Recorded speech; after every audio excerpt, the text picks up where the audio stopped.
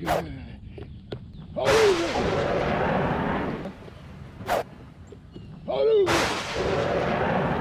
Yeah.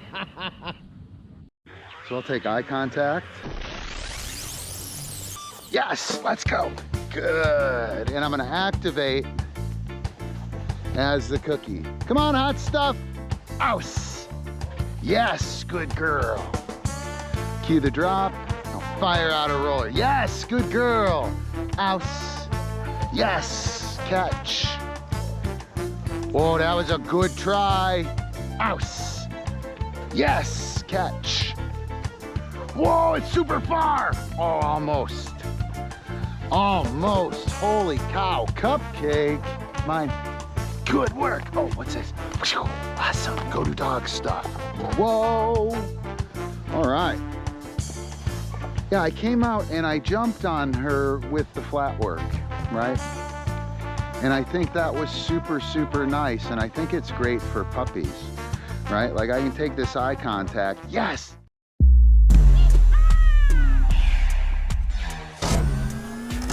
These aren't the droids you're looking for.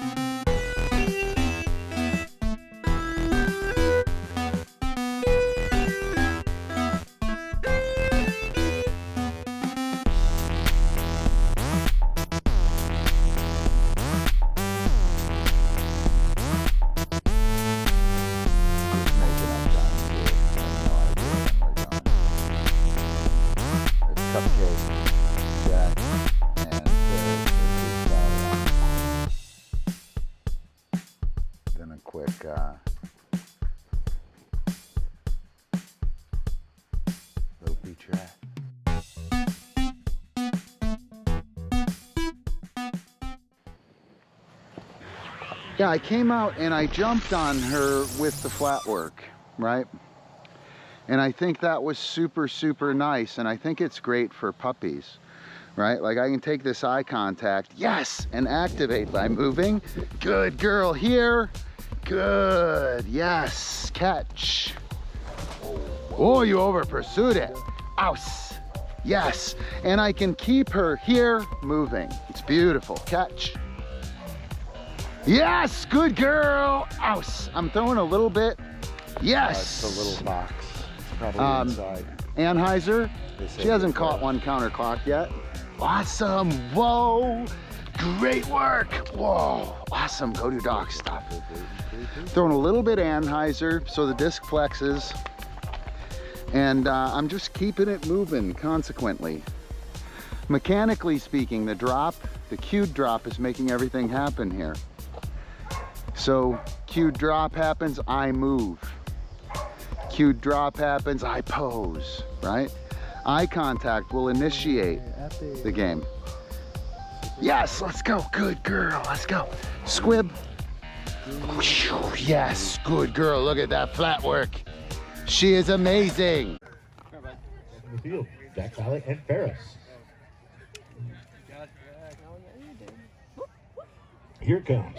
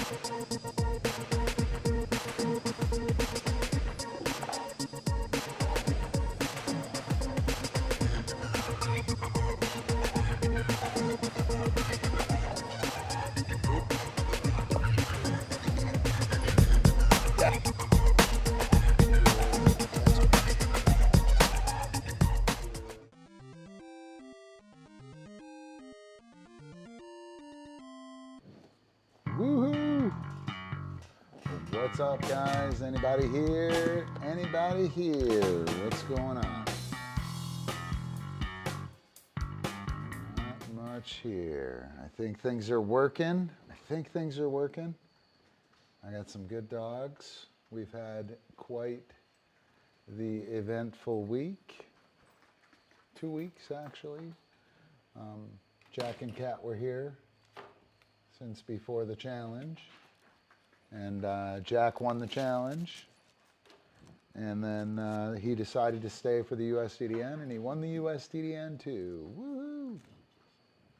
So we watched his final USDDN round with Ferris.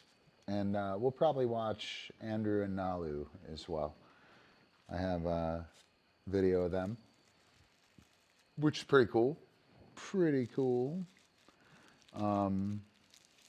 So yeah, Mehanics Monday. We're trying to get things back on track. I got a bunch of cool stuff to share. If anybody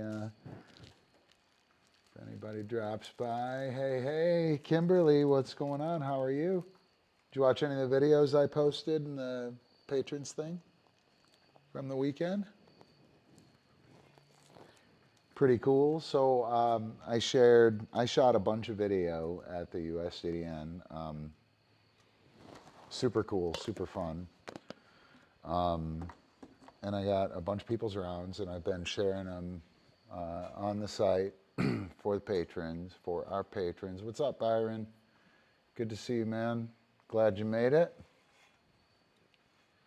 Yeah, pretty cool, right? Unbelievable that I shot those with a friggin' iPhone, huh? Yeah, that Jack video, shot it with an iPhone. Pretty wild. Pretty frickin' wild. Let me move the hero dude. Do. Need to lock that, and then I can move that. There we go. Move that over there. So yeah, so what's going on, guys? Hung out with Chaz this weekend, Byron. I don't know if you know Chaz. Chaz was he did a really nice job. Wound up qualifying for the finals and taking third place at the in the Super Pro Toss and Fetch, I think.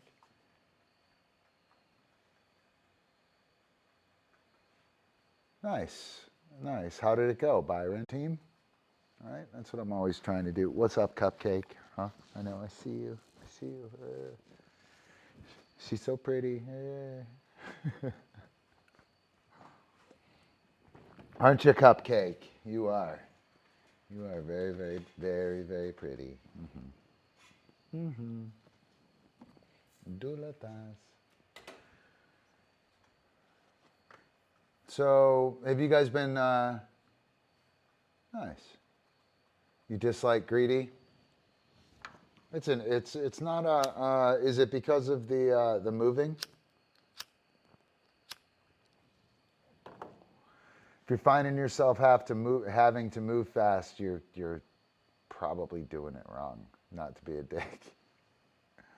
It's just a groovy throwing thing. Do you have a 1-2, Byron? Like 1, 2, throw to the dog? Greedy's a super fun game. It should be super chill. I know a couple people who don't like it because they think they have to run and move quickly. And you really don't. You just have to throw well. And yeah. So there are two things I got for that. Don't be opposed to moving the opposite direction, right? A lot of times the drop wants to be over there for the dog, and that can cause a lot of the need to move a lot. I've been wanting to run the other way. I have not done it. But do you have a 1-2?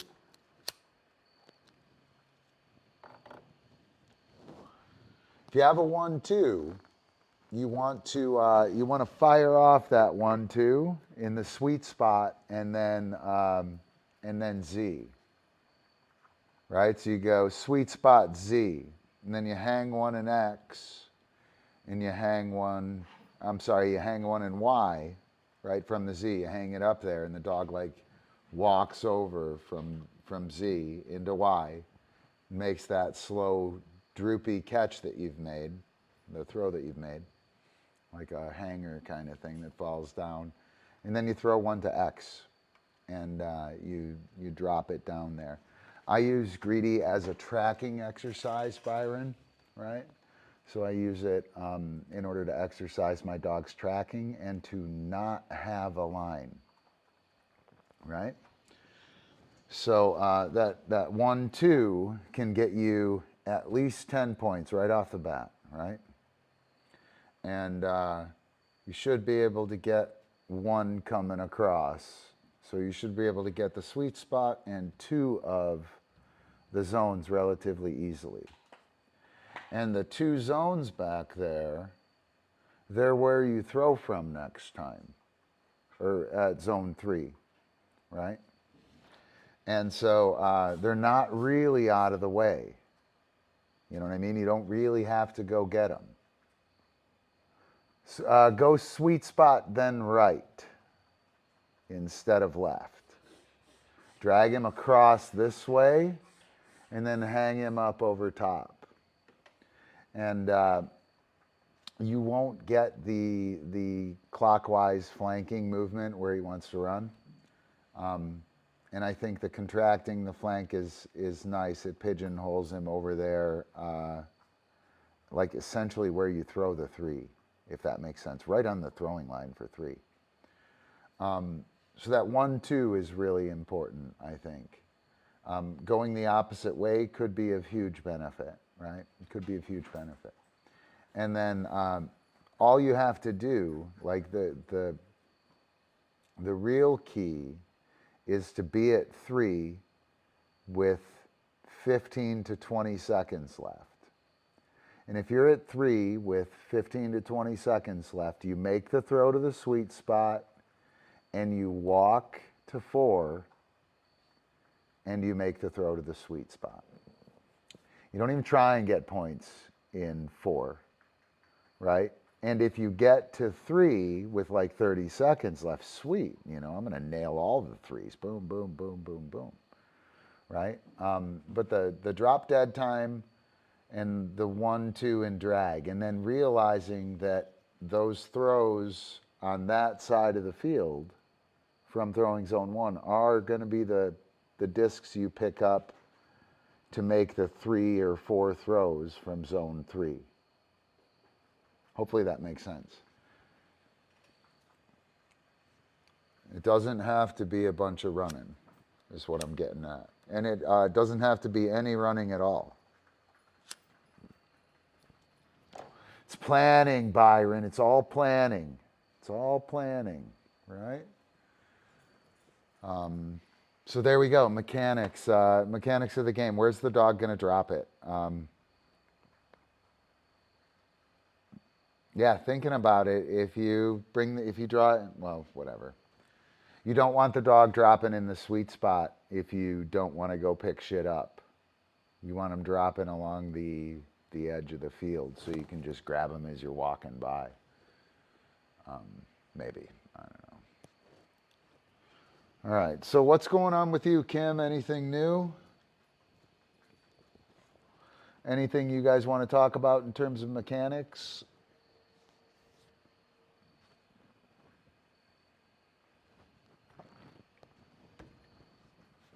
I'd like to talk about separation and like vault mechanics, right? I'd like to talk a little bit about that, and then I want to talk Byron and Kim a little bit about the DiscDog IQ stuff that is happening. Woo! Be a sponge. Be a sponge.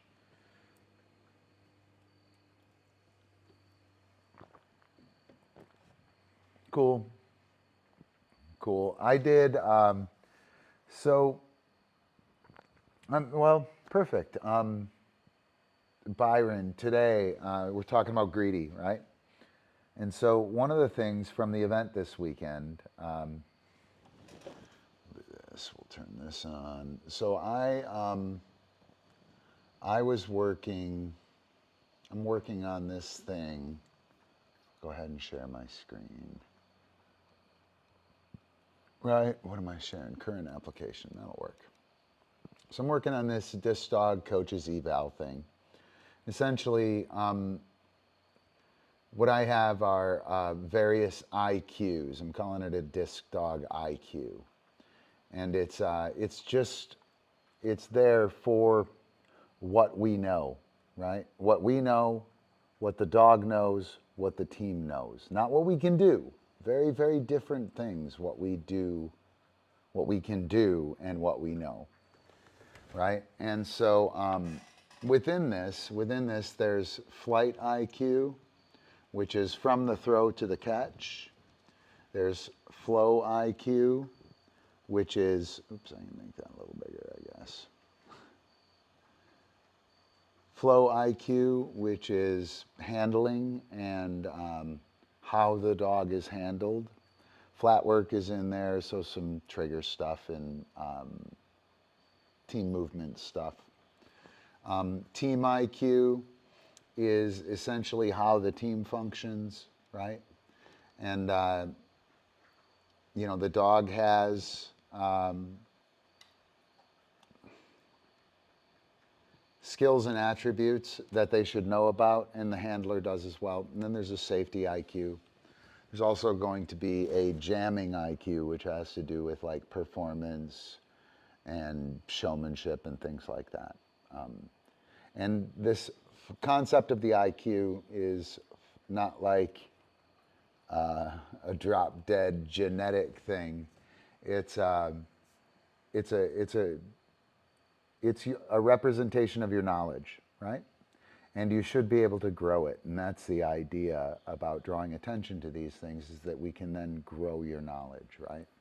If you don't know what we're talking about or what we're doing, you can't grow your knowledge, right? Hopefully that makes sense. And you know what? Again, I got this all screwed up. Grr. So I'm going to pull up the dog here, and I'm going to talk a little bit about what I saw this weekend, and then what I worked with Epi today. So the dog needs to know, and actually, you know what? Why don't I just pitch it? Maybe that'll work, right? It won't be all fancy though, unfortunately. It'll just be the black. Oh yeah, it will be all fancy. Cool. All right, so this is the dog flight IQ. All right, so the dog needs to know a trigger, needs to know that there is a trigger, right? There is a trigger, hopefully, and yeah, sweet. Oh no, I don't. I only want to show, hang on, I'm sorry guys. I'm gonna back out of here real quick and go here and only do Xmind, right? And then I'll pitch. And I don't want the pitch in the other, on the other display.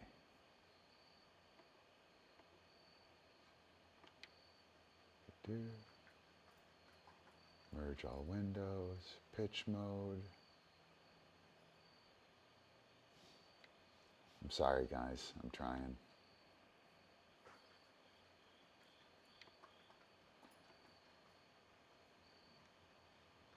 Pitch mode, present in window. There we go, maybe I got it now. I'm gonna pitch now. In the window? In the window? No. Dude, I don't want to show that fucking dumb thing over there, guys.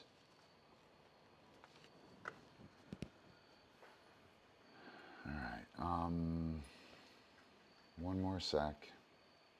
I think I might be able to do it this way. I'm so sorry.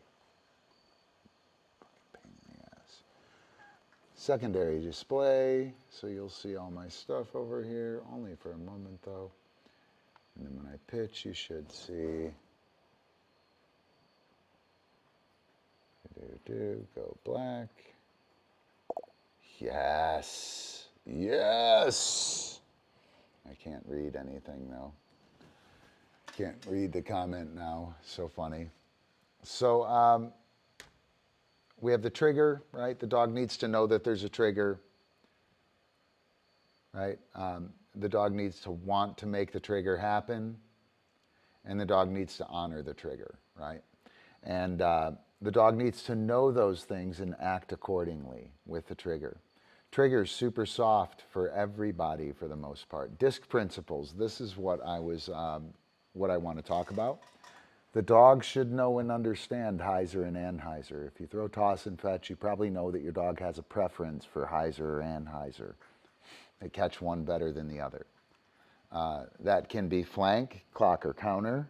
Like they'll catch better on clock than counter. That can also be Heiser and Anheuser that kind of has that differential catching based upon Heiser or Anheuser. So you want your dog to experience both of those, right? To experience and understand how Heiser discs fly and how Anheuser discs fly. If you're anything like me, you identify which one is good, right? So Epi likes the Anheuser catches, right? Lute really could only catch Heiser. So I only tried to throw their strong catches. And it was a disservice to the dog, guys. The dog needs to learn how to handle those other catches. And that's not to say they need to be as good at the weak thing, right? But you can't run away from it, right? You can't run away from it and hide from it and pretend it doesn't exist. And that's what I picked up from watching the dogs this weekend. They struggled with a couple of these disc principle things in particular, right? And my dogs also struggle with them. And the more proficient the handler was, the more the dog was fooled. The fade and turnover, particularly the rapid fade, the disc is going and the wind takes it, or it's too high and it gets up there and it dies and then falls back on the dog. My dogs only see that they don't see it very often. I don't make that mistake very often unless I'm like pushed into it in a contest environment. Ahan and Jack both made a couple of mistakes that way. And their dogs did an admirable job in reading it. But they were like 50% on the catches, I think, right? And the thing is, Jack and Andrew don't make that mistake often, right? So their dogs don't see it very often.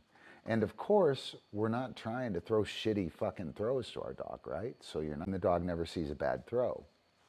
And then when we get into a contest, the wind is blowing in one direction, we got to do our routine, we make that throw, we get overzealous and bounce the air bounce 25 feet in the air and it hangs up there. And they don't make the catch. We should train that a little bit. So fade and turnover, pretty big. A disc fades to the Heiser side. It's like hanging up there and then it fades. If it falls off really hard, that's a really rough fade. Dogs struggle with that catch. And turning over also has a great effect. Clock and counter spins and directional movement can change the way the disc reacts in relation to the dog. If you have taught a dog recently to play, you know that as soon as you start throwing sidearm and overhand wrist flip to them, it spins out of their mouth. They're like, what the hell was that? Right? It's just an alternate spin. They need to know that. But there's degrees of knowing and levels of knowing, and there are levels to this shit. And just putting some emphasis and attention on ensuring that the dog knows and understands how counterclock spins work. This is going to be a counterclock spin. This is going to be a counterclock spin.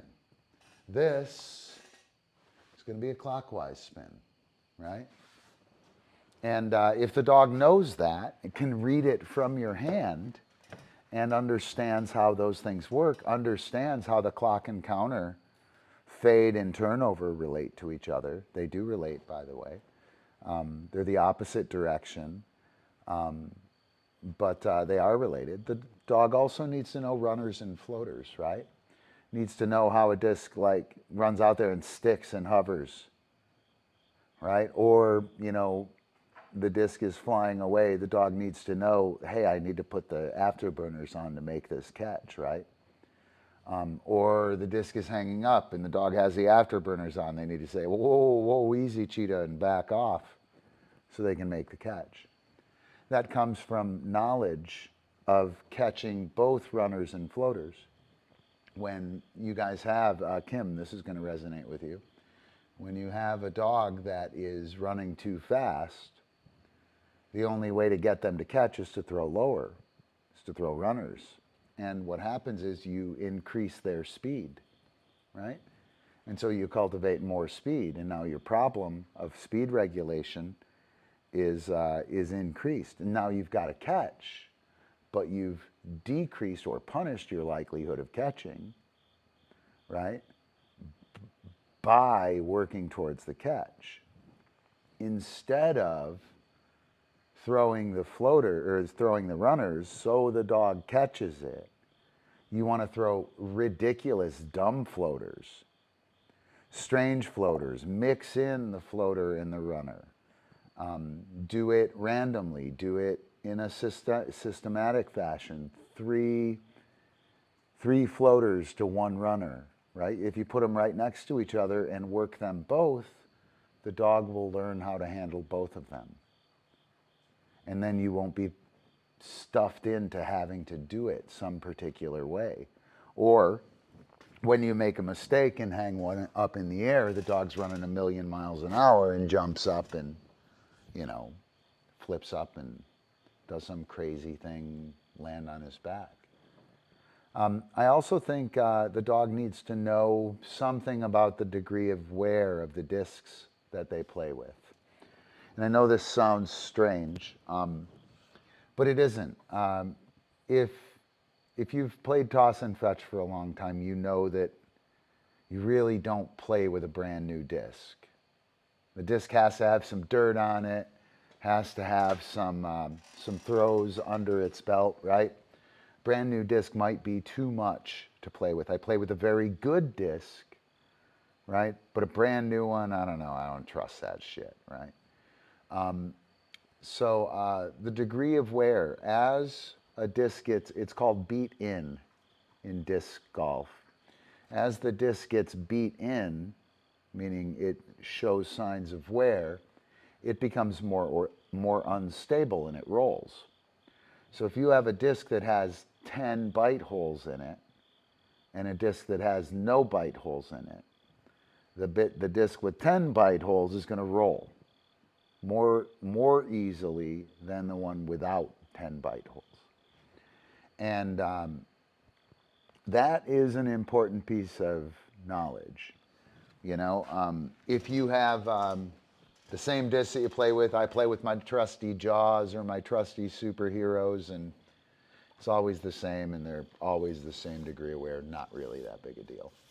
But if you're transferring discs a lot, and you're using discs that can be damaged, right? They change the way that they respond in the wind with a lot of spin and shit like that. They respond differently. I think it's important for the dog to have experienced that. And you can do it by just throwing new discs with old discs, and they'll see it and they'll go, holy shit, whoa, that's crazy, I better pay attention here. And that's really all it takes. Most of this DiscDog IQ shit is stuff like that. The dog also needs to know about the flex of the disc, how the disc, you throw it with a little Anheuser and it starts to turn and it gets tired, it can't go that way anymore. It gets tired in terms of aerodynamics, it just doesn't have the mustard to keep going that way. And then it changes and falls and fades. And that flex point is a really great thing for the dog to know and understand. It's a tremendous tool for collection. So wind, the dog needs to know how a disc behaves in a headwind and a tailwind, right? If you always throw downwind, the disc is always going to fall down, right? If you never ever throw into a headwind, your dog will the first time you throw into the headwind, your dog will be like, what the fuck voodoo is this? What is that, right? Experience both things, even though you're not good at it. This is very important. You need experience with what you're not good at, particularly if that mistake can happen. Your dog, your handler, your team all need to know how to handle that mistake. It's not okay to pretend that throwing into a headwind doesn't exist. I only throw toss and fetch into it with a tailwind. Okay. There will be a time when you have to throw with a headwind. How's your dog? How are you? How are the team going to handle it?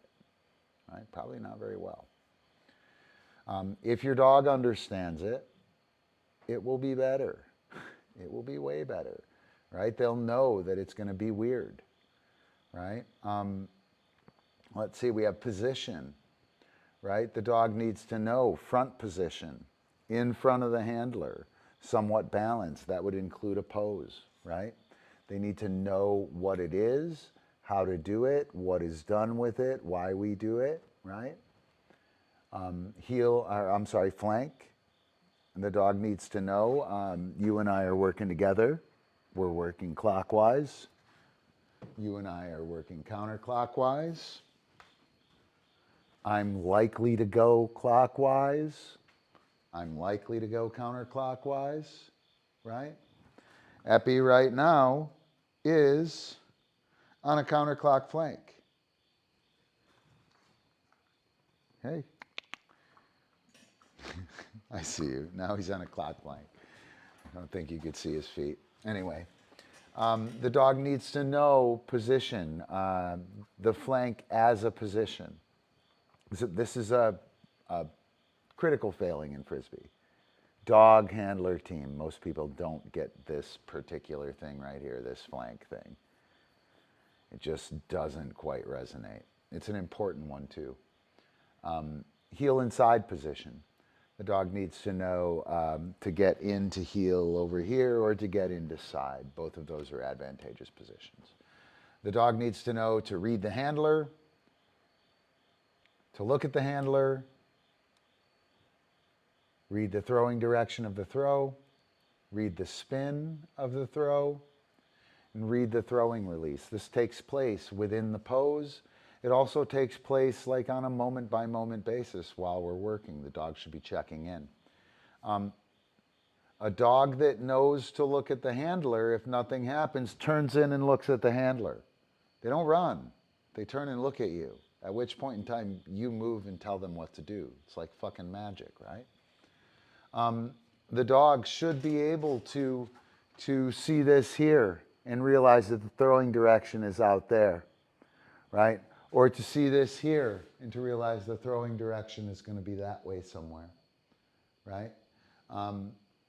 Here, dog knows we're going out there. Here, dog knows we're going out there. Your dog should know that, right? The throwing spin and release. This is a counterclock spin, it's a sidearm. This is a counterclock spin, it's an overhand wrist flip. Epi sees that, boom. He's on it. He's on the overhand wrist flip to over there, right?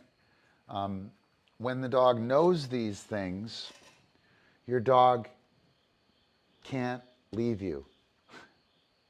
Can't leave you, can't not see the throw coming, right? It becomes very hard for the dog to take off at an inappropriate speed because they see it come out of your hand and the speed, et cetera, it's coming. This is a huge, huge piece of knowledge for the dog, right? We have the targeting of the disc, right? The dog should watch the handler, watch the release, and engage the target. Right? Did I get that last one? I didn't. Right? And if the dog takes off without the target engaged, leaves the ground for the vault without the target engaged, what the hell are they doing?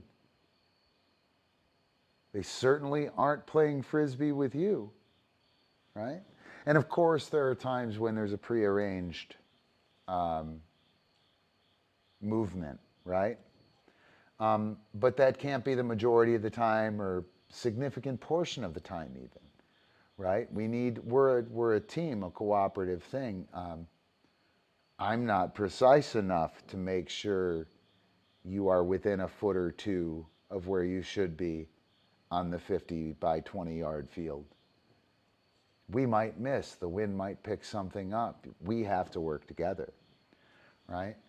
And so if the dog is reading the handler, they can't take off without seeing the throw, right? If the dog is targeting the disc, they can't leave the ground until the target is available, or they can't leave the handler until the target is available, unless there's a predetermined plan. Go. I have you on flank, right? I'm pulling you. Go, that's your cue to take off, and then I'll make the throw, right? And you won't see it, and it'll be magical, and everyone will be, whoa, what the hell happened there? It'll be super cool. It'll be a blind throw, right? But I called it. The dog didn't decide it, or it didn't happen organically on its own. The handler called it, the dog followed it, and the team executed it. And that's how you want to roll, man. That's how you want to roll. Creating the line, right? I'm just going to do a couple more of these. I got real quick, run through it. The dog needs to know the direction of where the catch is going to be. Understand the idea that there's a direction we're going to go. Right? I'm not always just chasing it. Sometimes I have to meet the thing somewhere. Sometimes we have a plan to meet it somewhere. I'm here, the disc is going over there. How do I meet it well? The dog needs to set the speed of the line appropriately, needs to know how to do that. Right? So many dogs, like they around means like, you know, ballistic speed. Well, what if I'm making a 3-yard throw? You can't take off with ballistic speed. You have to go around, look here, read your position, read the type of throw, read the line of where it's going to be and say, oh, wow, I need to like trot through here and make a nice pretty leap.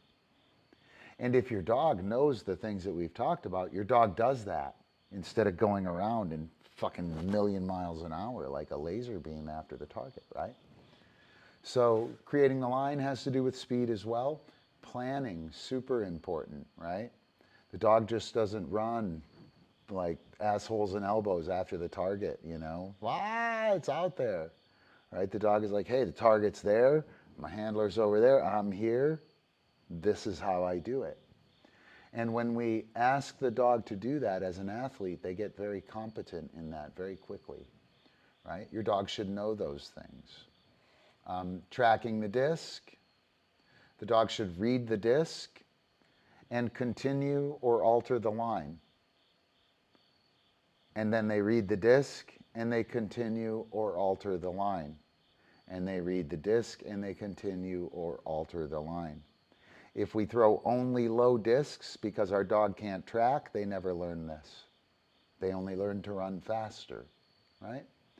If we throw discs that are somewhat trackable, the dog tracks it once and then fucking smashes it. Who cares, right? Throw some ridiculous tracking things like I did Epi today, real high. He had to track for like 3, 4, 5 seconds, man. And he started all of a sudden making catches that he hasn't made in Greedy in the other games. All right, so after tracking the disc, they read and continue or alter the line until we come to the, you know, this is the moment, guys, until we come to collection.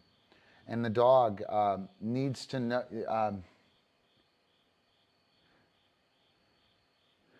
the dog needs to choose to leap, right? And if the dog needs to choose to leap, there's some things that need to go down. The dog needs to orient to the target, right? I'm on my track, or I'm chasing, but I see the target. I'm not overwhelmed with my chase. I'm not chasing it when I should be intercepting it. You know what I mean? I'm actually trying to get the target. I'm not running along my line and expecting the target to fly in my mouth, or vaulting over the back expecting the disc to be shoved in my mouth, right? Instead, before I leap, I'm oriented to the target. Super important, right? So the dog chooses to leap. They must be oriented to the target. They need to throttle down their speed. They need to reduce their speed, get their shit together, right? Once they throttle down, get their shit together, reduce their speed, they choose the spot they're going to leap from. Again, these are not things that the dog is doing. These are the things that the dog needs to know how to do in various situations, right? We need to teach these things. We need to deliver this understanding somehow. And then the dog will orient to the target, throttle down, choose the spot, and collect for the target. The dog will do that because he knows how to do it and he knows what it's for. And the dog needs to know that there's a leap, a catch, and a landing. And there we go. So that right there is the flight IQ portion for the dog. There's one for the team and one for the handler as well, and they're pretty similar. And again, the idea is those are things that we need to know, dog, handler, and team. And it was really interesting when I went out today. I deliberately worked on, so in Greedy, I go 1, 2, like I was telling Byron, sweet spot, Z, over there on the right, right? And then I hang one up really high, 7, 8 yards away from where the dog made the last catch, and he just walks in. And he's got to track it. He's looking up, and he's like, holy shit, what's going on here? And he makes the catch. I try to get that to come down super flat. But because I can't throw it too far, in Greedy thrown across the field, it often Heisers out or fades too aggressively. It's too high, and it won't come down flat. It gets up here and does that fade and comes back to me, right? And Epi doesn't catch it well. So today I went out there, and that's all I threw. And I didn't throw it to make catches in the zone like I normally do with Greedy. And I didn't really throw it to make him track it or catch it even. I really just kind of threw it up there so he could try and do it. So he could try and catch it. You know what I mean? I threw it up there in a fashion that I thought might challenge him. And after four or five throws, I did 2 rounds, so 16 throws. After 4 or 5 throws, he fucking started catching them, man. And I'll tell you, if we make catches like that in Greedy, we're dangerous. We're like a 40, 45 point team in Greedy, and we miss a shit ton of throws because I always do that. I always drive them off, and I try really hard not to, right? And I avoid doing it at all times in practice. And then I get out in a contest, and the conditions are such, one of those 4 zones, I'm going to get in that trouble, and we struggle. I think by just very purposefully going out and working this thing, not avoiding the thing that I'm not good at, not trying to leverage the tracking skill or something like that, right? But just going out there and having my dog experience that. I think it was fucking awesome, right? And I think there's a bunch of places where we can do that. And I have a flight manual that's going to describe how to do all that shit. It has to do with Discquando and practical Frisbee. You have to be a patron to know about that until I finish the book. Sorry. We will be talking about it a bunch, so. All right, yeah, technology. Technology is an interesting thing. Not sure of what you're guilty of, Byron, but guilty. I'm guilty too. Anyway, that flight stuff, that flight IQ for the dog, I thought it was very interesting. I threw it on Epi. I've been thinking about it a lot. We've been talking about it in class. Happy to talk about it and explain it if anyone wants to know, but I'm not going to go out of my way to lay out a bunch of Not yet, anyway. Not yet. Let's see. Maybe there's something I should do in addition to that. Nah, we'll just leave it there. Too much of a good thing. Yeah, right? Duh. The answer isn't to make him catch the ones that he's good at. Right? We already can do that. And you're gonna make the mistake. Might as well throw some.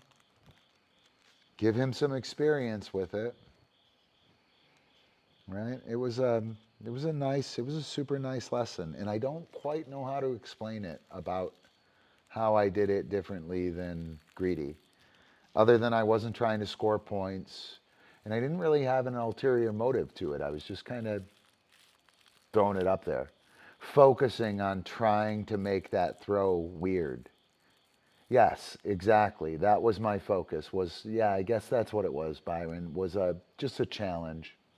So I'm going to lie about what I just said. So I'm going to share my screen again.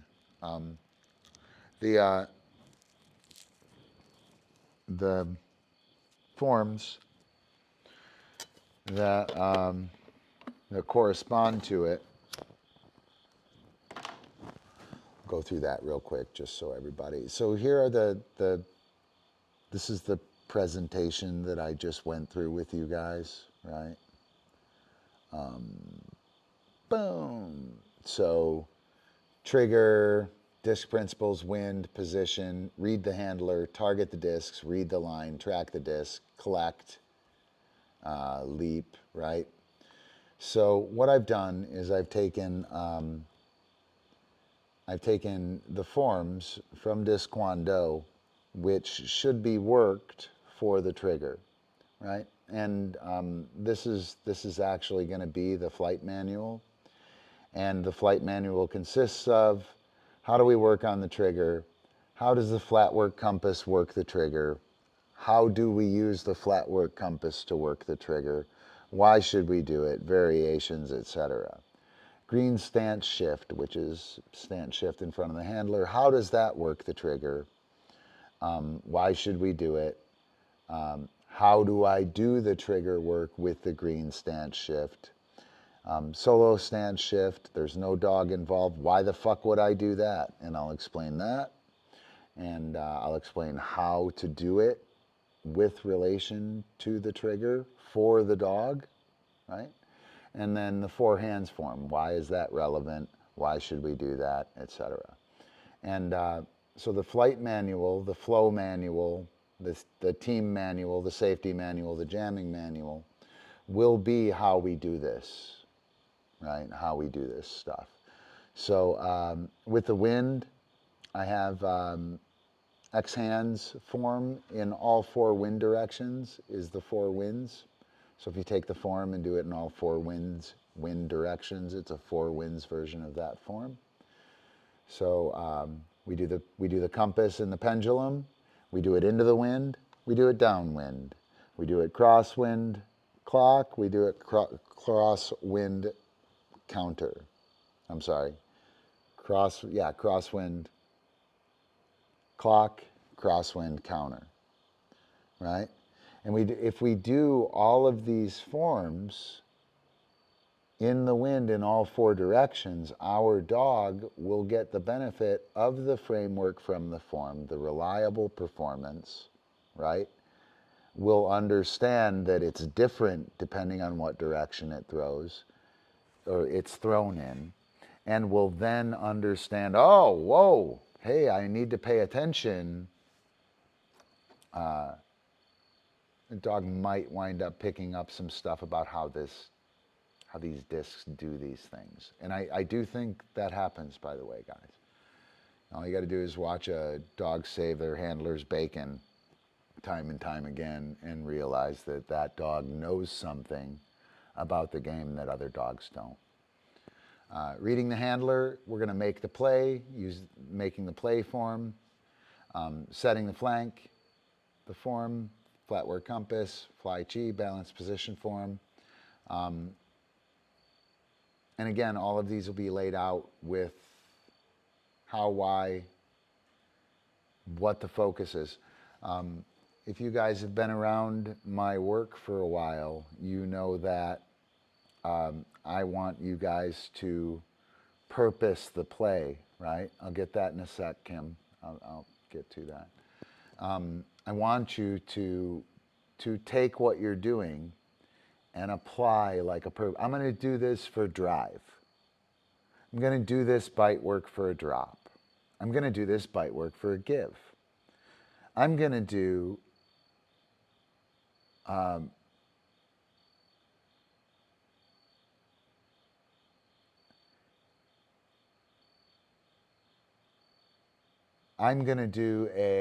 multiple for the give.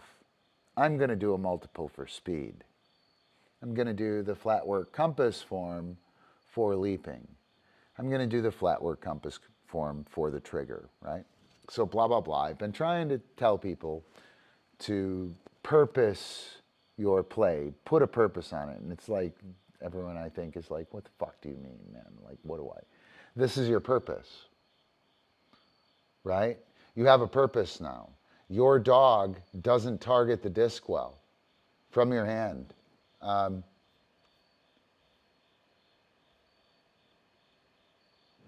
Okay? I have a hard time with Sirocco not reading the direction before the throw. Dog's not reading it out of your hand, right? Dog is not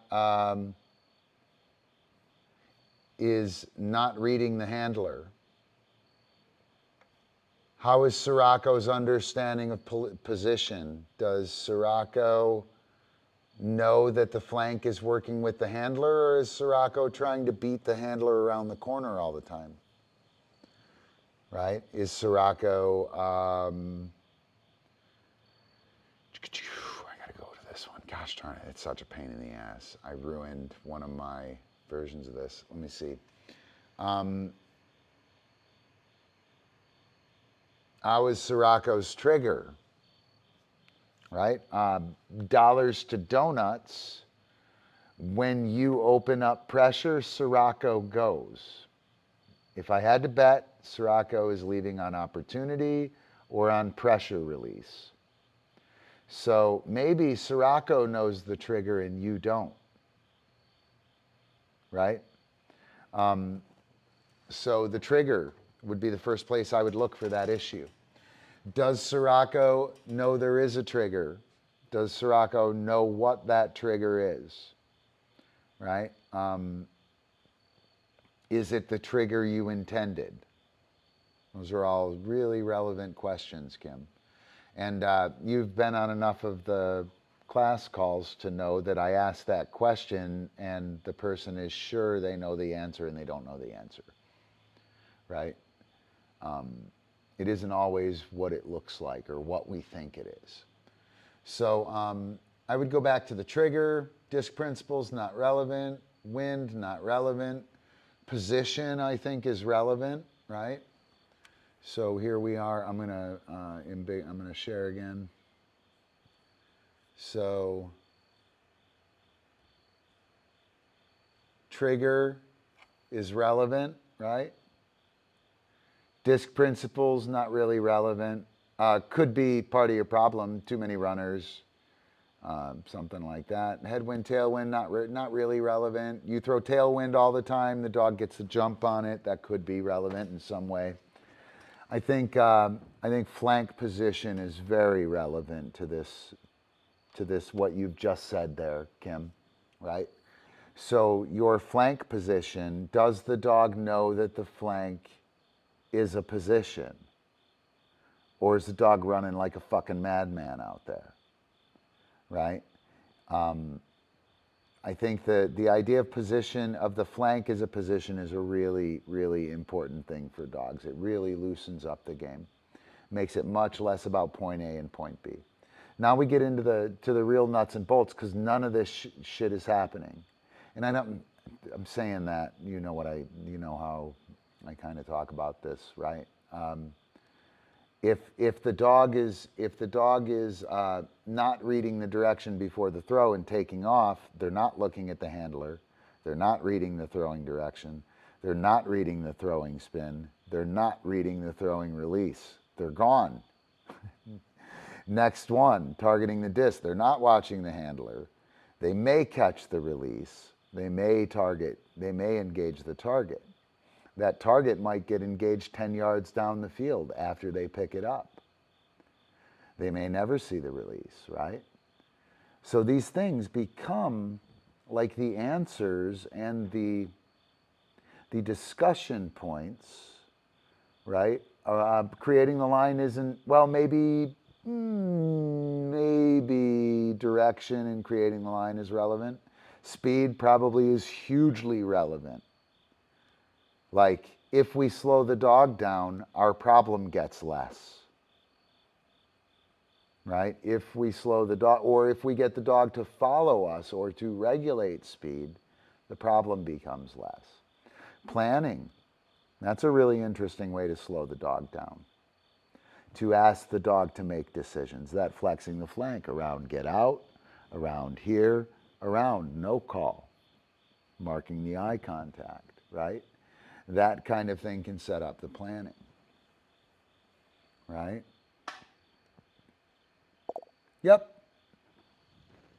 Yep, and when he looks in, step and make. Or when he looks in, mark yes and give him a bite on you. This is the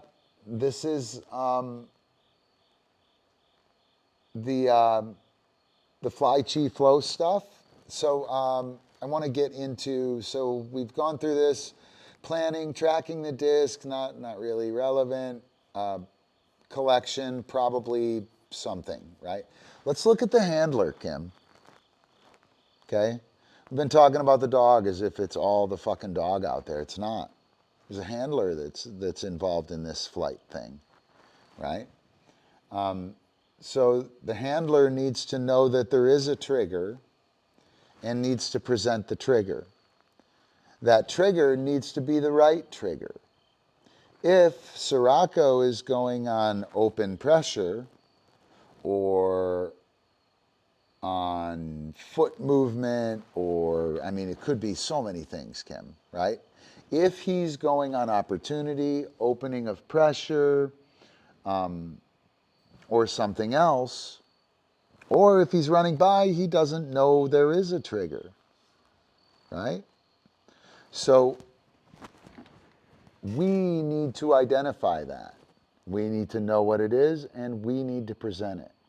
Great way to do this, by the way, is to do a front cross and switch his direction. So he's running this way, right? He's going to run by. I want to stop him, right? Instead of stopping him, how about I switch him and send him in this direction? So instead of full-on block and stop, which he's like, fuck that. Hey, Kool-Aid, I go through walls, right? I go through walls. They don't mean nothing to me. We can bring him in on this flank and switch him and make the throw over here. And instead of a wall, he just kind of caroms a little bit off the side. He does a little bank shot to make his throw, or to make his catch. And we start to give him the idea that there is a trigger, right? So the handler knowing that there's a trigger, knowing what it is, and presenting the trigger, super important. If the handler doesn't do that, the dog can't know it. It isn't a trigger, right? If we think it's the wrong thing, it isn't a trigger. Wind, you need to know the wind, right? Not relevant. Disc principles, not relevant. Position, does the handler know what the flank position is? And I would say you kind of do, right? You kind of do. But because you have this problem, right? New dog, new player, you have this problem. You can't really know that. So you have to do things to learn what that is. Those are your forms, by the way. They're the forms we've been recommending, right? And you want to do them to learn the flank position. To learn that I turn it on, out, yes, boom, and I pull. Here, I turn it off. I just ended it. Now I've triggered this other skill, right?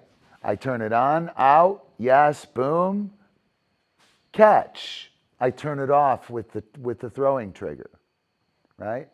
Once I know that I do that, then I can teach that to my dog, right? Then I can teach that to my dog. Until I know that, I don't know that, right? And I can't teach that to my dog. And the team doesn't know it. So the dog is running and we just throw it at him, right? And real quick, as soon as you realize that you set that flank, that position where you're working together, and then you turning it off ends it, your dog will realize that. And now we can start to use that, and the dog will start to respect pressure. Hopefully that makes sense. The handler needs to read the dog. Okay, I've talked about this before. Remember, you have to, in order to turn the car, I can't reach it, Epi. Thank you. Yeah, you're super awesome. In order to turn the car, you must first be holding on to the steering wheel, right? If the dog is just running at you, I'm not holding the steering wheel. If the dog is running clock and I don't have the dog, I can do this. If the dog isn't paying attention to me, won't stop, won't slow down with me, I don't have a handle on the steering wheel, right? I want to read the dog, right? And so I make the throw, the dog catches. Where's the dog go? He goes clockwise. I turn in this direction, so I put my hand on the wheel. I now have him clockwise, right? I have him this probably is your problem, Kim, actually, thinking about it. You need to have him clockwise and be pulling him and then stop him. And that will transfer here, front cross. You can do that with the bank shot and send him in a passing fashion. Or I'm pretty sure if you get him and you have him on flank and he's working with you, when you stop, he'll stop. If he's running this way, if he's running this way and I'm already kind of blocking him or I'm ineffectually interacting with him, and then I try and stop him, it doesn't mean anything. You know what I mean? I want to grab him. I want to pull him. You're the dog. Hey, come with me. Wait. Way different than, hey, I see you're running by. Whoa, stop. Doesn't work very well, right? So reading the dog, super important, right? Targeting the disc, good pose, right? Good throwing pose. Sorry, I'm trying here. Boom, throwing pose, pow, right? Your pose, you're pulling, pulling, pulling, catch, boom, hold, he looks in, wow, that's amazing, you make the throw, right? Really good work there, super awesome. Reading the line could be of interest. Now, good. So let's look at what we do for the dog who struggles with position. We do flat work compass for position. You make the throw out there, he comes running in. You block him. You pull him on flank from that side, from the 2 o'clock catch. You throw him into your block, he stops in front position. Of course he runs by because he's a dick, right? 5 reps of the flat work compass, he won't run by. He'll take that block. Which point in time, I push my foot forward, stepping forward with that pushing stance shift. I throw the sidearm throw. He watches it come out of my hand. He makes the catch. I read his release. He starts coming in. I pick him up on the clockwise flank. Wham! I throw him into my block. He stops there. I switch. Open up. I send him on the pass. So now he's come running in from over there, from 10 o'clock, right? I've blocked him. And from here, I've now said, okay, dude, boom, get that shit. Do the pass. I've blocked and passed. I've done 6 blocks in one flat work compass form. right?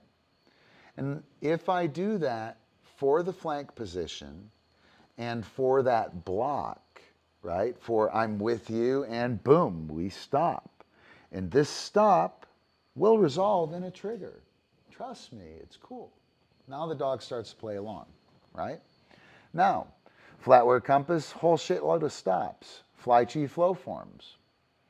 Position, we throw it out there, we pull the dog around, right? The dog stays with us. I make the throw. The dog catches, I cue the drop. Yes, I pull, right? I make the throw. Boom, the dog catches it. I hook up with him. I start pulling. I throw him into my block. I do the first 2 throws of the flat work compass. I pull him in, I block. Throw it over here. I pull him in, I block. Or I'm sorry, I throw it over here. I pull him around. We go free. I make the throw. So he learns to take the block and to go free, to move freely. We can do that with fly chi flow form number 1, 2, and 3, right? The solo stance shift for flank position. How is that relevant? Well, you need to know that this is pushing the dog that way. Or I'm sorry, this is pulling the dog that way. It's pushing the dog that way, right? This is pulling the dog this way or pushing the dog that way, right? So I do my solo stance shift, boom, I'm loaded. Boom, I'm loaded. Now I can set here and pull. Now I'm ready to do my thing. I know that I'm going counterclock, right? I make the throw, I switch, neutral. I've just done a front cross beautifully and the dog didn't even know it. Boom. Boom, right? Now I'm super competent with the flank. I know direction, very important. Balanced position form. Low high toss, they catch it, out, yes, I pull him clock. Or counter, I block him, right? I make the low high toss, out, yes, I pull him clock. He works on flank, I block him, right? I do a bunch of those. Making the play. I send the dog around, get out, I make the throw out there, I cue the drop, right? I step forward, I make the throw. Dog stays out. Dog learns that there's depth out there. Maybe I stay out on the flank. I work with the handler. I watch the throw. I make the leaping catch. So all those forms that we've talked about, well, the whole shit ton of times in class, right? All those forms, same forms we always talk about, directly applied to position. Reading the handler, you make the play, out, yes, you set the pose, dog looks in, yes, you make the throw, dog just read the handler. You set up in flatware compass position, catch, you step forward, you reach back and you fake that trigger, dog takes off. You reach back and fake that trigger, dog stays there, you pop it out, dog is looking at the trigger, yes. You've just worked reading the handler. You do your flatware compass throw, push, and the dog knows to go out there. The dog just read the handler. Switch step for pass, the dog just read the handler, right? Same forms, we can use them for different purposes, right? And before, again, I used to talk about purposing. You want to purpose your play. Purpose-driven play is how all this shit happens, and it's true. But you guys are like, what fucking purpose do I, what is my purpose? I might as well be asking the meaning of life, right? Now, we have these discrete things that we can just walk back through, and position becomes your purpose. The flank position, Kim, becomes your purpose. Reading the handler becomes your purpose. You can make the play with reading the handler in focus. You can set the flank with reading the handler in focus. You can do the flatware compass, fly chi, balanced position form with reading the handler in focus. Flatware compass form, you can target the disc. You can make sure that the dog right out of the hand right out of the hand, boom, he's got that trigger. Just like the trigger, right? But instead of focusing on the dog leaving at the right time and doing the trigger, you're actually watching to see if you see eyeballs over that throw, right? So you can get the dog to target the disc. And the green stance shift, the stance shifting form with the dog in front of you, really awesome because the dog watches it do this. The essence of the trigger, the most important thing. You could fake it. And oh, shit! Right? And they'll learn that that doesn't mean anything. It's that. It's the trigger. And I need to see the trigger. Reading the line, you can practice that, blah, blah, blah. Hopefully you get the idea. I'm done talking about that shit. I'm super, super stoked about it though, guys. I can't tell you like how excited I am about it. It is, it is super, super cool. Largely because when I ask Kim, well, what's happening, Kim? Why is that happening? Kim says, I send him around and I do this and he does that.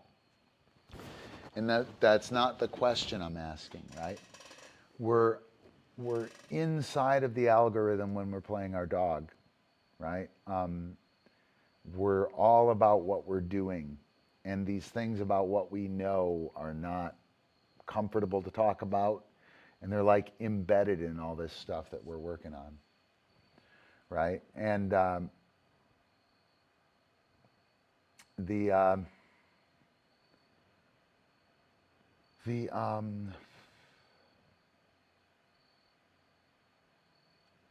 the focus on what we know really changes things, right? Because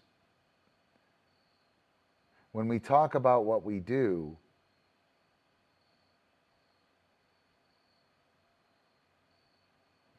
it's just what we do, right? Like, do you remember what you did? Do you remember what you did in your routine? Exactly, you don't remember that. You know, what we did is not real.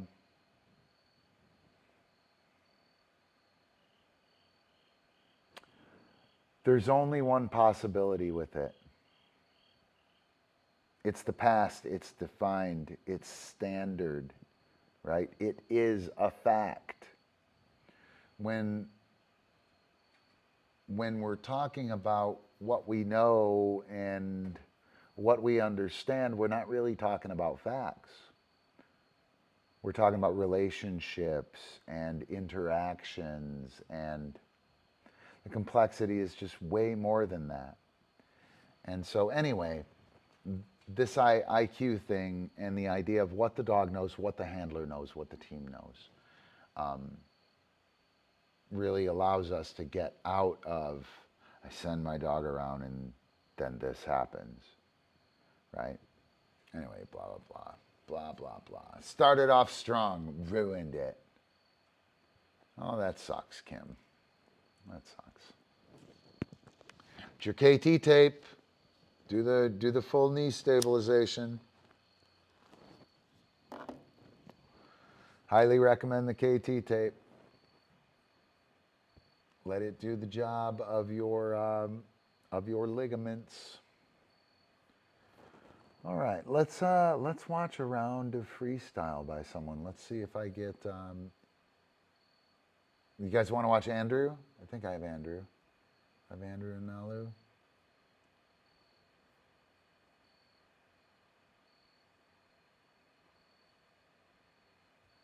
Which one is that? No, that's day one. I don't have Andrew yet. Aw. All right, so we can watch.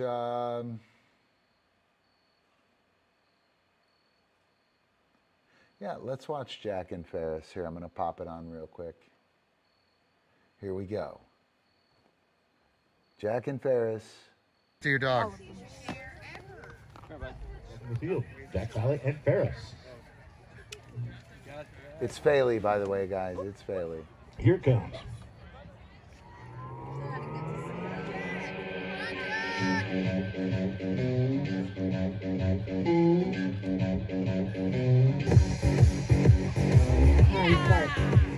So with Jack, what I'd recommend looking at is how early he picks up the dog,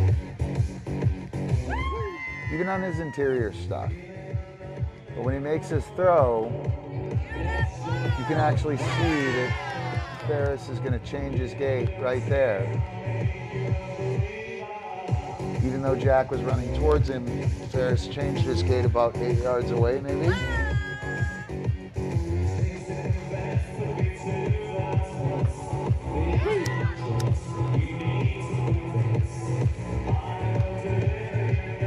And that was a little short. Wasn't quite as far as he would have liked.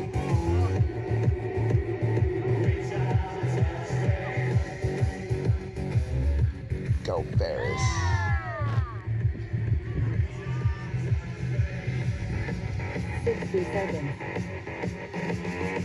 Right, that whole way in, Ferris was on the handle.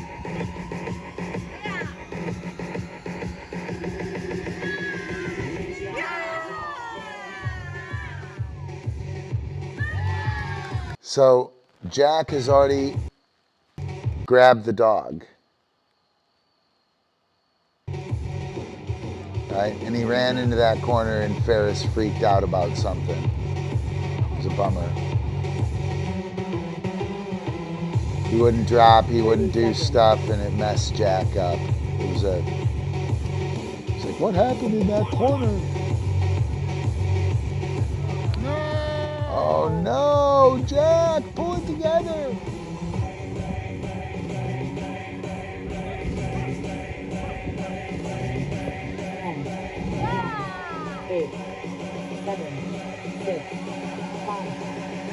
Yeah. Woo! Jack Bailey and Ferris. So, super cool round. I have another version of it. You know what? Let me pull it up. I'll pull it up. We'll watch it a little wider. I was pretty greedy in my video filming. Everyone I filmed was super tight. Like real close to the, oops, I can't pull that in. Can I? Downloads maybe? Yes.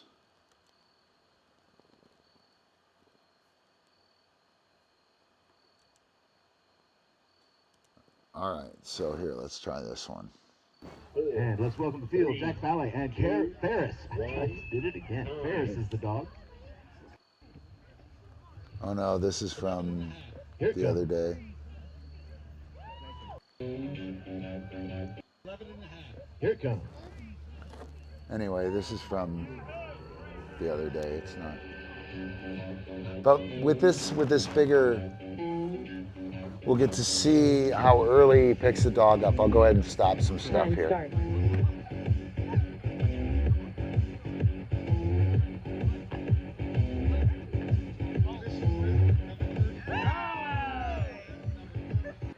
Right, so that's a pretty slick move right there.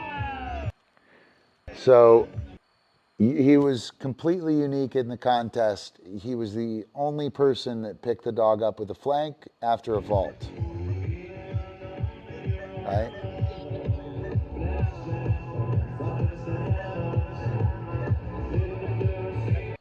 So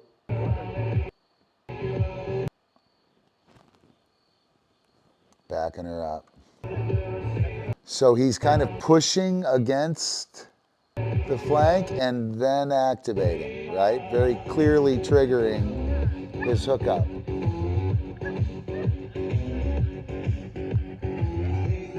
Come on, Ferris.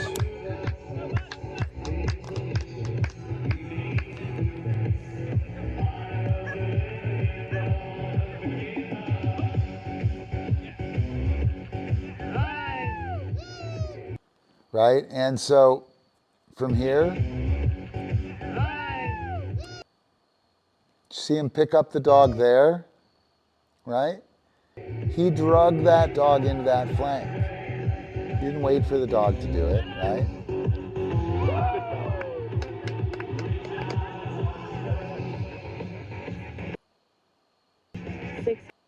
And there is your worked flank, right? So he comes in and just pulls the dog straight in.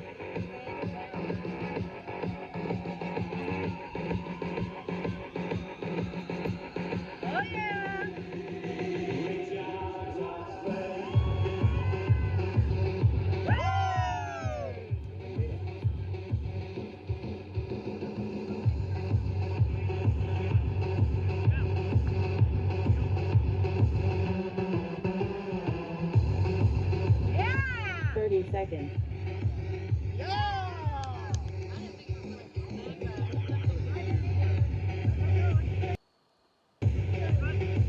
Yep, and so hopefully you guys are able to see the difference in when he works the dog on the way in and when he doesn't.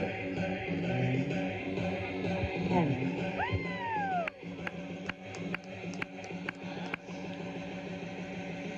Right? No work on the last few. Woo! Go Ferris! That's Epic's brother. It's a freckled Epic.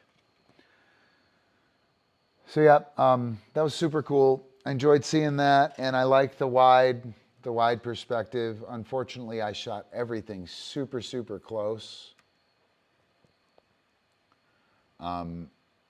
And as a result, I don't have any of that work. Like I don't have any of it. Here we'll watch Andrew and Nalu, and then we'll call it a day, guys.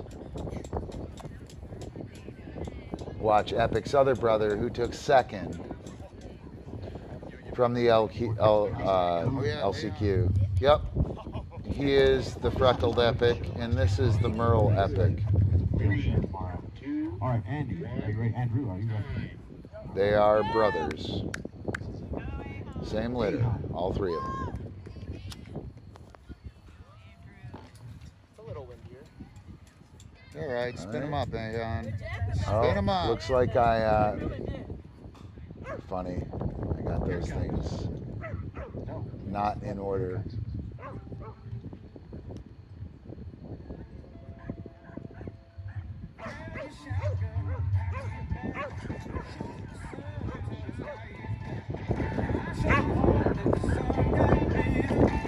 Time start.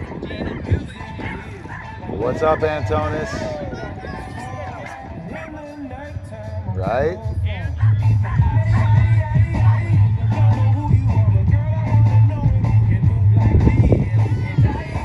That was really cool. Chris Perandi has, yeah, they do. Chris Perandi has one too, and April has Polka. Polka's a year older. Break slow! Yeah!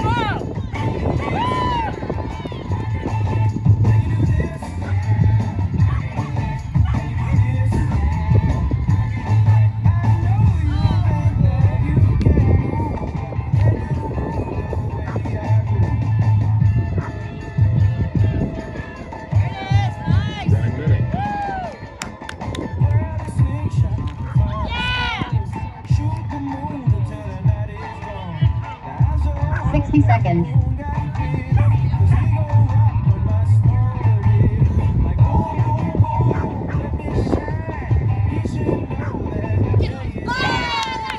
There's that both of these, right?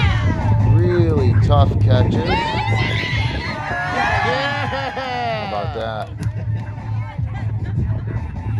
And so that was, both of those were two of the catches that I noted this weekend that fit that MO of the, 30 seconds. this one too, right? Like those are all abnormal throws for Ahon. And Nalu has seen them before, but Ahon is trying his best to never ever throw them. 10. And knowing what he throws here, throwing similar tricks to him, a bunch of the throws he makes do that when you make a mistake. It's time, Ahon. And when that happens and you make that mistake, your dog fucking misses it, right? Unless you make that mistake all the time, or you train against it. So Super cool though. Congrats to Jack Faley and Ferris, USDDN US champs, and Andrew and Nalu. They were runner-up.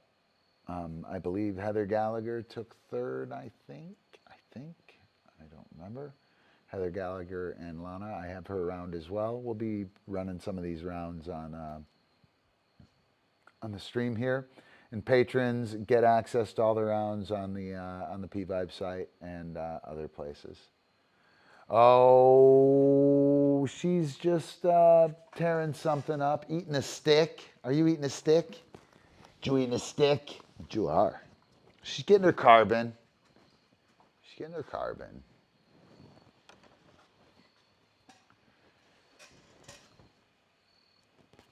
Yeah, she's bad, dog. There's always like little shavings of whatever she's eating. But she tends to only eat like paper and little sticks. And she just chews on them. Like she doesn't eat clothes or anything. She takes them. And she's like, this is mine and I'm gonna lay with it and suck on it or whatever she does. But she doesn't put holes in stuff. Do you, Cupcake? Say no. She was a super savage today too. She was super savage, yep.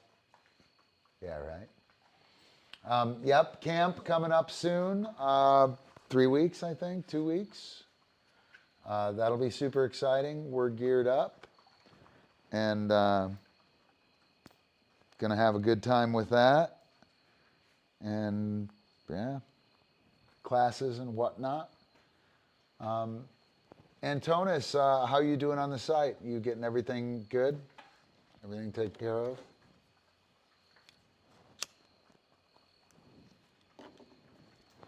Hopefully. Let's see. Did you guys have any mechanics questions? Anything you want to talk about, like how to or how something works before we check out? Oh no, where did my other... Come on, dude. I'll be right back to catch that chat, guys. Do.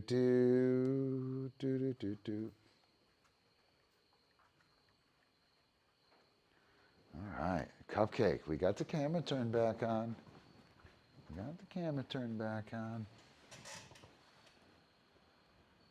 The Cupcake cam. There we go. Cool. Yep, go through that. That bite work class is, that's kind of the practical vocabulary that we will, it's kind of the practical vocabulary that we'll use, like the, not really vocabulary, but vocabulary, nomenclature, and practical skills. It's super fast, super quick, and there are a couple of really critical criteria within that are important. So you'll definitely want to go through that. And good night, Kim.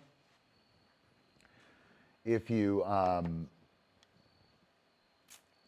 try and find the sequence building PDF, I had it prominently located from the sequence building class, and I can't find it on the site. So give it a look, and I'll try and get a copy somewhere. I don't remember how I had it arranged so that it was easy to get. Apparently it's no longer easy to get. I couldn't find it.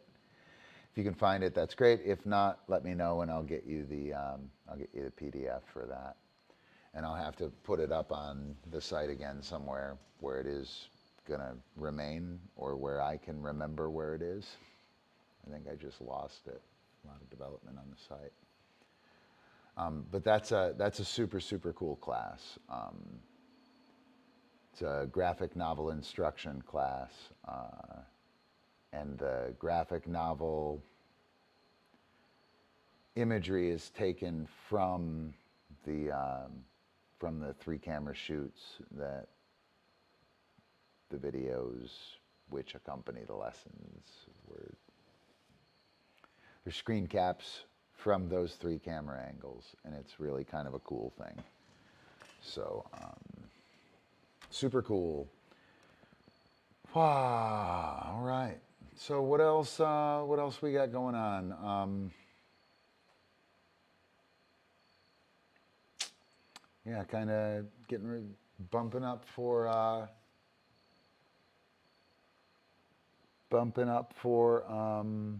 camp. Not really gonna publicize it too much. If you know anyone who might be interested, let them know. You know, I kicked it out there, and a bunch of people know, and that's kind of that. Not slaving away on the social media anymore. Spend my time doing this stuff and generating new content and cool ideas. So, all right. Oh, guess what? I also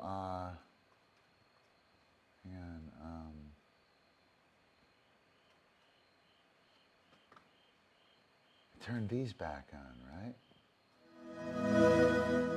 So that's kind of cool. I got that turned back on. I got Savage Cupcake.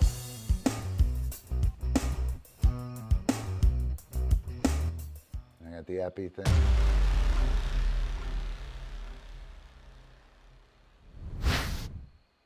Yeah.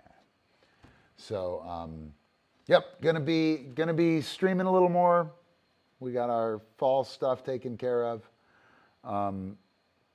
Streaming times will probably change as the weather changes. It's going to get cold in here now, right? And so I don't know if 9 o'clock will be super warm. We'll figure something out. Let's see. I don't really have anything prepared for Mehanics Monday. Anything I would do would be rehash. I'd be happy to do rehash if you guys want to see anything. Did the USDDN stuff, talked a little bit about the DiscDog IQ, mentioned camp, patrons and still from May. Come on, Ron, you could do better than that. Show is brought to you by patrons of Positive Vibe. It would not be happening without the patrons. Antonis, new patron, thank you, sir. We will see you in class. Kim, Byron, also patrons, class members.